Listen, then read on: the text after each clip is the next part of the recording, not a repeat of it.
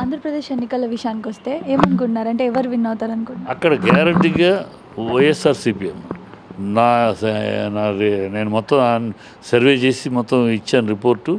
120 జిల్లాల వారీగా మొత్తం 120 నుంచి 125 దాకా వైఎస్ఆర్సీపీ గ్యారంటీగా. జగనే మళ్ళీ, ఎందుకంటే ఆయన్ని కాపాడుతున్నది ఆయన సంక్షేమ పథకాలు, అందుకని ఆడవాళ్ళు కూడా విపరీతంగా వచ్చారు. మొత్తం ఆడవాళ్ళు, కుంటూళ్ళు అందరూ వచ్చారు.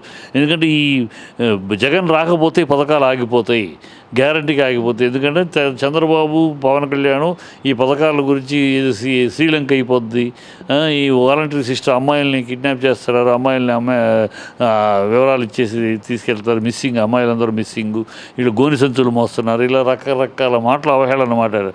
దాంతో ఇప్పుడు పాప ముసలాళ్ళు అవస్థపడుతున్నారు.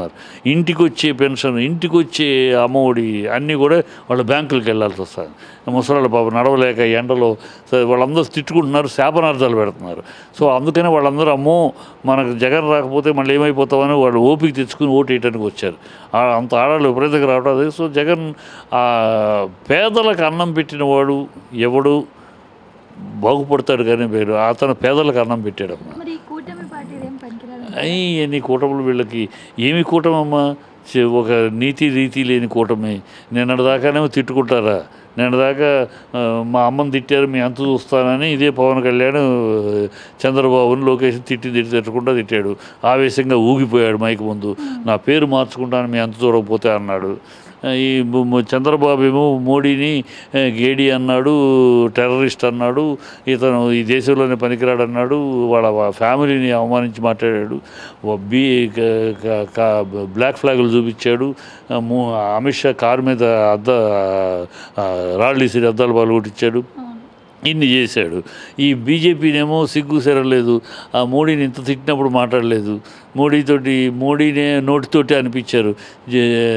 చంద్రబాబు లాంటి ఘోరమైన అవినీతి పరుడు ఈ దేశంలో లేడు సీఎం అని, అలాంటి సీఎం ఈ దేశంలో లేడు, అతను ఏటీఎంలో వాడుకుంటున్నాడు పోలవరాన. ఇవన్నీ పోయినాయి. వాళ్ళ ఏ మొహాలు పెట్టుకుని కలుస్తారు? సరే కలిసామంటే రాష్ట్రం కోసం ఏమైనా కలిసారా? అన్ని పచ్చి సొల్లు మాటలు. రాష్ట్రం కోసం కలిస్తే ఏమడిగారు? మీరేమన్నా వైజాగ్ స్టీల్ ప్లాంట్ అమ్మకం లేదు అని హామీ తెచ్చారా? లేదు స్పెషల్ స్టేటస్ హామీ ఏమైనా తెచ్చారా? లేదు వైజాగ్ రైల్వే జోన్ హామీ ఏమైనా తెచ్చారా? ఏ హామీలు తేలా? ఈ పాయింట్ల మీదేగా నువ్వు 2018లో తిట్టి బయటకు వచ్చావు. మరి వాళ్ళ హామీ లేకుండా ఎందుకు చేద్దాం? నీ కేసులు నేను కాపాడుకుంటానికి కలిసారు చెప్తే వీళ్ళు వాళ్ళ స్వలాభం కోసం బీజేపీ ఎట్లా కొట్లాగా కలిగితే మనకు ఒక సీట్ వస్తే మనం మినిస్టర్ అవుతాం ఆ ఏపీ కోటాలో అని పురంధేశ్వర్లు అంటాడు. తప్పితే ఓట్లు ట్రాన్స్ఫర్ అవ్వవు. ఎందుకంటే బీజేపీ టికెట్ ఎవరికి ఇచ్చింది?